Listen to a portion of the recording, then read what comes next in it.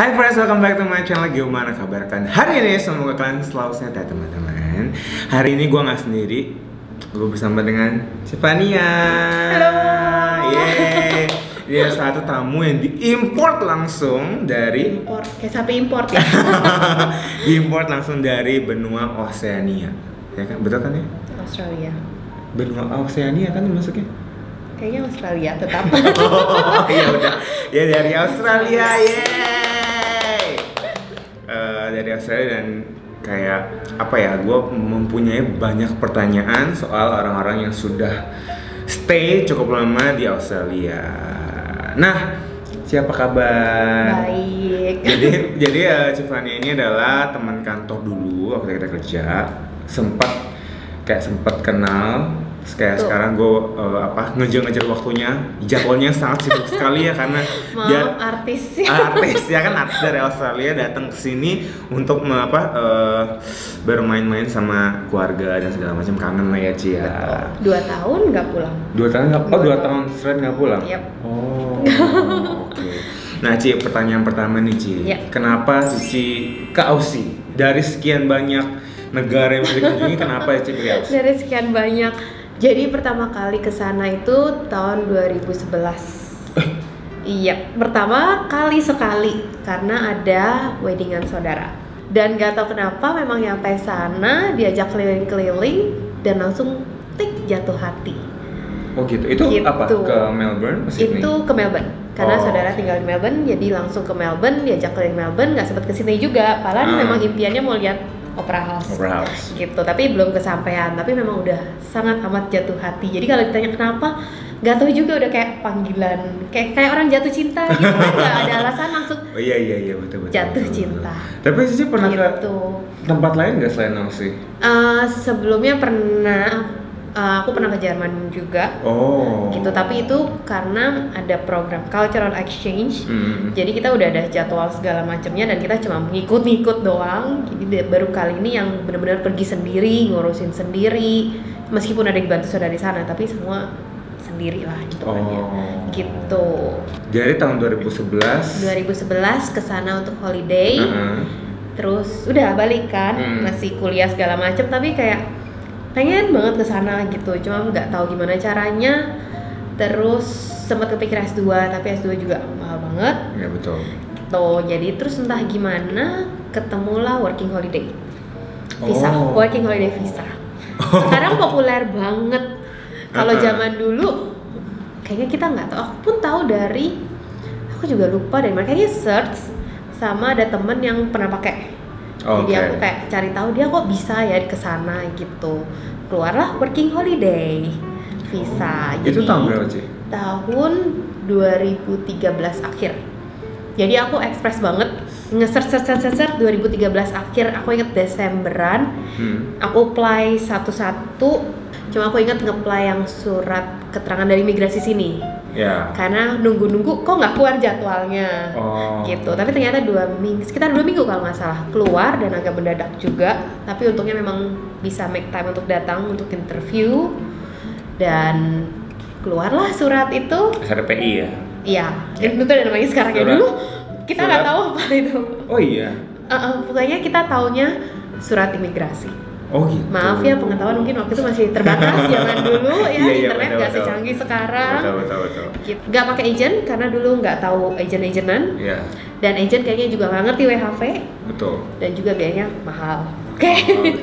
Mahal. Jauh kalau ngurus sendiri kan lebih murah kan. Jadi ngurus sendiri, dan zaman dulu gampang banget. Benar-benar. Abis itu Cici lanjut pakai visa apa tuh setelah WHV-nya? Jadi waktu itu aku pergi bulan Mei, aku ingat banget, Mei 2014. Tanggalnya jangan ditanya. Enggak kan? Mei 2014 pergi, terus di sana setahun, balik lagi juga Mei, karena nggak mau rugi ya kita ya.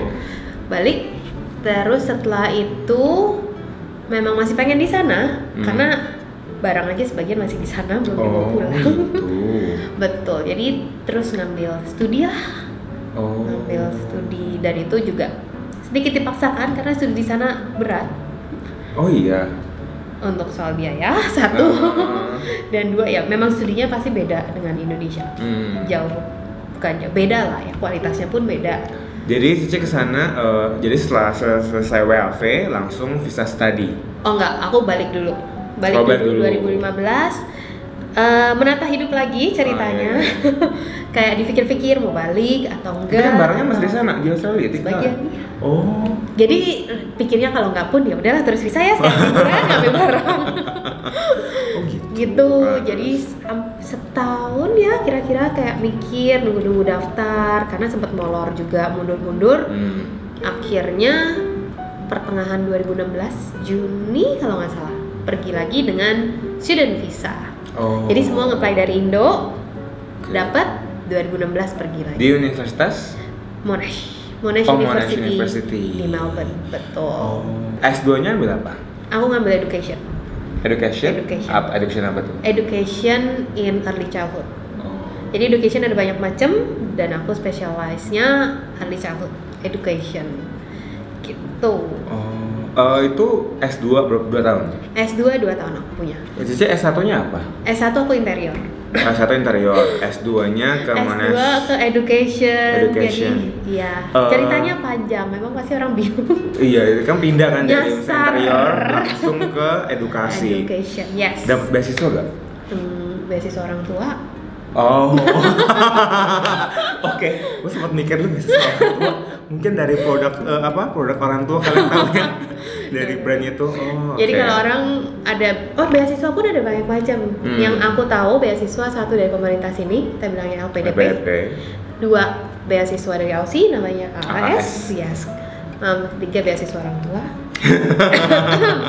Banyak ya, yang ketiga lebih banyak ya dibandingkan 1 sampai 2. Tetap part time kan selama kuliah di sana. Iya, aku hokinya juga bisa dibilang aku banyak hokinya sih di Aussie. Waktu working holiday pun aku juga dibilang hoki lah ya. Kurang dari sebulan aku langsung dapat kerja di Melbourne. Katanya gitu, soalnya karena ada connection juga. Aku soalnya dengar isu tuh kayak di Melbourne tuh lebih susah dapat kerjaan dibandingkan di Sydney. Ada yang temanku bilang gitu juga. Temanku dia tinggal di Sydney, katanya begitu. Tapi aku sendiri nggak pernah tinggal di Sydney, jadi aku nggak bisa bilang iya apa enggak. Cuma yang namanya cari kerja semua apalagi di negara orang, apalagi kita belum biasa dengan culture-nya, bahasanya, jadi kita pun nggak confident untuk cari kerja. Itu yang aku rasain juga gitu. Aku meskipun dibantu dengan sepupu aku, dikasih hint gini, tapi kita sebagai orang Indonesia kayak kok nggak biasa ya gitu ya, kok nggak bisa ya gitu. Itu pasti sih. Betul. Jadi pas kuliah tadi termasuk hoki juga, dapat dari connection juga. Aku Juni nyampe, Agustus aku langsung start kerja. Kalau betul sih, balik lagi ke WHV-nya. WHV-nya sih kerja sebagai apa? WHV kemarin itu aku ada 2 kerjaan, 3 sih bisa dibilang. Wow. Satu aku kerja sebagai asisten lab di salah satu company kayak chemical company. Gitu. Yes. Yang kedua aku kerja di warehouse, jadi kayak warehouse staff yang picking stuff and packing and so on. Ketiga aku juga ada sempat kerja di restoran juga, in transition in between 2 job itu. Gitu karena aku nggak tahu dengan yang lain, cuma menurut aku kadang WHV agak sedikit susah cari kerja. Iya. Menurutku ya, karena waktu itu aku pun juga cuma setahun dan WHV itu punya aturan kita cuma boleh kerja di satu company dalam 6 bulan saja. 6 bulan harus pindah kan? Betul gitu. Jadi waktu itu karena aku pikir ya udah apapun yang aku bisa kerjakan dulu, jadi aku masuklah di kerjaan yang pertama itu yang aku bilang lab assistant. Dan mereka senang dengan kerjaku, aku pun juga senang dengan environment dan kerjaannya, tapi aku nggak bisa lanjut. Jadi aku harus pindah gitu. Pernah daftar kerjaan lain karena aku juga ngajar kan basicnya di sini, aku ada ngajar musik. Aku coba nge-apply di sana. Ada 1-2 wawancara, tapi ada yang satu aku inget banget kayaknya karena visa kebentur. Di visa itu obvious banget kayaknya dia, oh visamu ini ya gitu, dan aku nggak pernah dipanggil lagi habis itu. Waktu WHV? Waktu WHV. Okay. Waktu WHV gitu. Jadi maksudnya kayak profesi-profesi yang cukup punya karir yang bagus, kayak mereka tuh akan blok karena hanya kontrak 6 bulan ya itu kan, karena kayak misal ya wajar lah karena kan kayak perusahaan tuh yang long term. Yes. Jadi kalau misalkan cuma bentaran ya pasti gitu di-cut gitu. Susah masuknya lah. Nah, Cici dapat 3 pekerjaannya itu dari mana? Gumtree atau koneksi? Karena dari koneksi dari saudara sepupuku itu. Jadi for your information, saya tinggal di Melbourne bersama saudara. Jadi hemat itu dong, hemat tempat tinggal dong. Tapi tetap sharing lah, sharing karena cost, kita kan. Aussie berbeda dengan Iya. Tapi maksudnya jadi ada banyak dibantu dengan saudara, jadi nggak sendiri banget. Itu sih. Jadi satu kerjaan dapat dari dibantu dengan saudara sepupuku itu. Terus karena kerja di sana kita tuh ada berbagai macam, ada part time, ada casual, ada full time, dan banyak agensi-agensi yang menawarkan pekerjaan juga. Jadi kerjaan pertamaku itu meskipun company-nya butuh, tapi aku di-hire lewat agensi. Gitu. Jadi aku sebelum kerja pun harus datang ke agensinya, harus ngurusin surat-surat, dijelasin segala macam.